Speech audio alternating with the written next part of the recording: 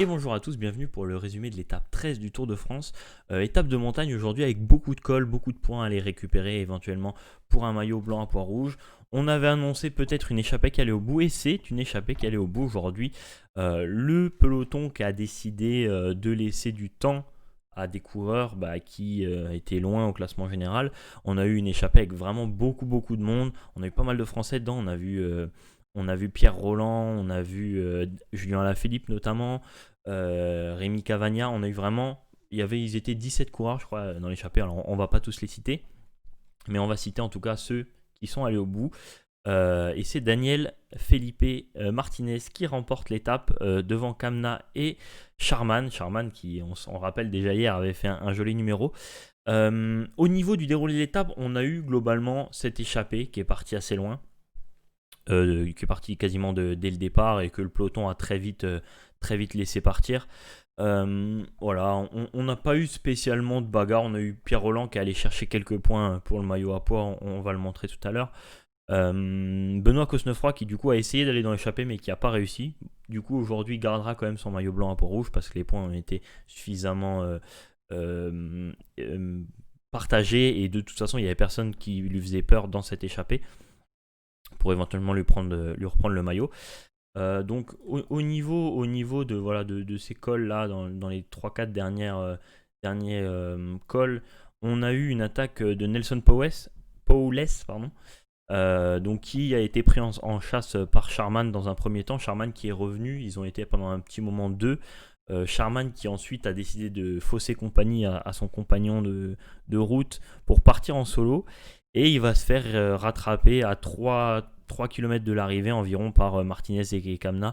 Derrière, le groupe avec Alaphilippe, globalement, ils ont essayé. Et d'ailleurs, les deux seuls qui ont réussi vraiment à tirer leur épingle du jeu, c'est Martinez et Kamna.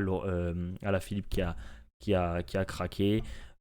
Cavagna qui avait travaillé pour Alaphilippe, lui, il savait qu'il allait probablement pas aller au bout. Et du coup, on arrive avec, dans les 3 derniers kilomètres, peut-être 4 derniers kilomètres, Charman qui voit ses deux compagnons d'échappée du départ revenir sur lui et qui le lâche dans les 2 derniers kilomètres parce qu'il avait simplement plus les forces. Et ils sont livrés une belle bataille tous les deux qui a été remportée, comme vous l'avez vu du coup, par Martinez qui gagne de 4 secondes. Alors en gros, ce qui s'est passé, c'est que le sprint s'est lancé à 150 mètres de l'arrivée par Kamna et mais Martinez a pris le meilleur et puis Kamna il était juste pas assez fort aujourd'hui pour empêcher Martinez de remporter cette étape.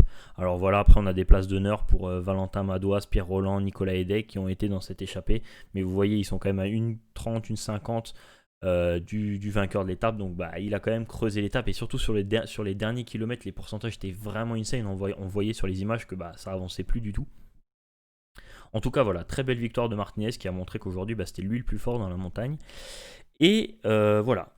Au niveau du coup de ce qui s'est passé derrière, parce que du coup même si les leaders ils ont laissé la victoire d'étape aujourd'hui, il y a eu une grosse bagarre. Alors dans un premier temps on a eu une chute de Quintana et de Bardet. Bardet qui est tombé sur la tête, on l'a vu que ça l'a sonné un petit peu. Quintana a priori la chute avait été assez légère, il avait pu repartir tout de suite. Là où Bardet a mis un petit peu de temps, d'ailleurs il a mis un petit moment à rentrer dans le peloton. Heureusement le peloton a vraiment ralenti pour attendre que tout le monde rentre dans le rang et c'était assez beau de voir cette image. Et du coup là on voit que Primoz Roglic et Tadej Pogačar sont arrivés dans le même temps et c'est bien les seuls.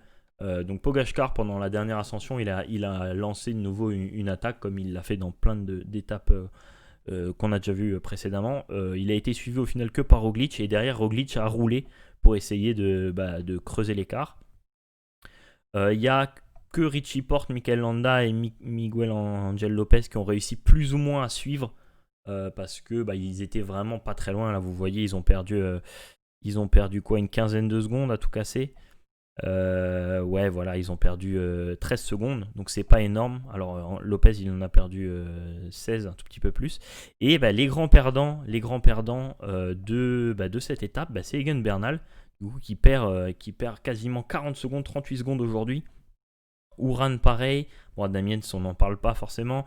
Voilà, Quintana 40 secondes.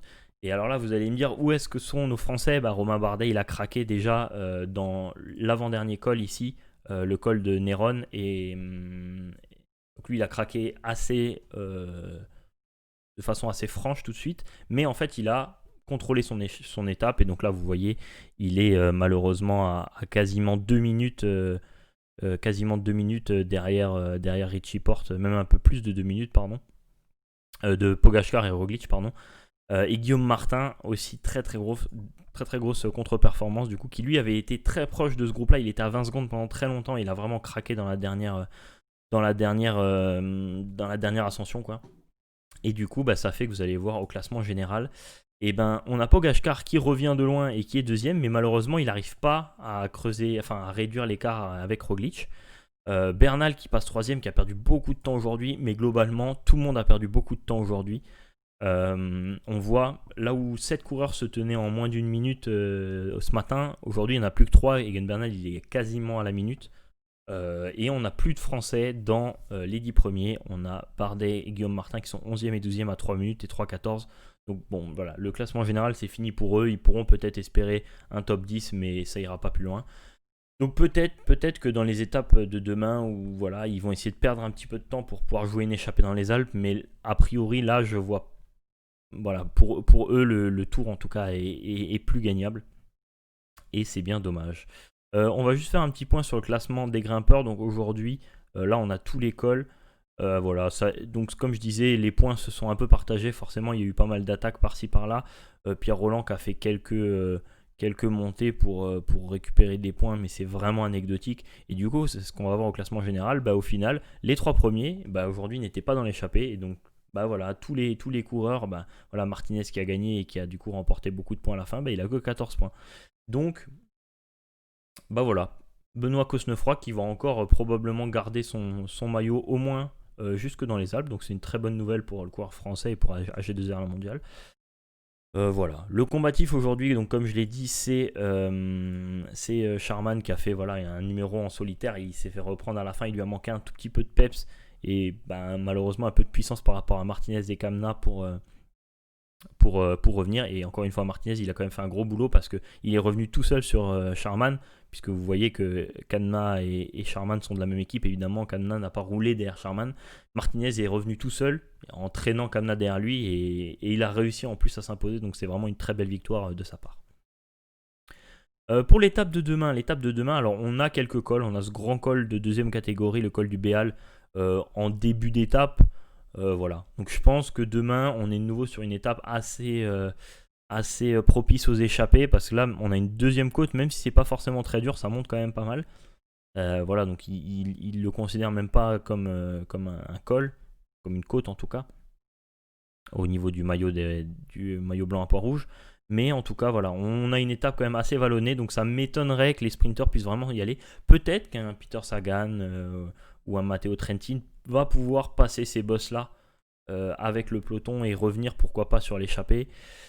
Honnêtement, j'y crois pas trop. Demain, je vois bien une échappée qui part de loin et voilà, qui va remporter l'étape. A priori, il n'y aura pas de bagarre pour les leaders.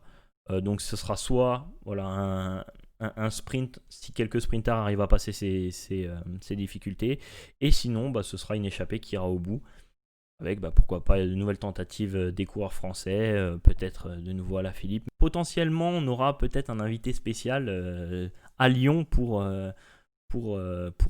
montrer quelques images en direct de l'arrivée de cette 14e étape. En tout cas, sur ce, voilà, je vous souhaite un bon visionnage et je vous dis à plus. Ciao, ciao.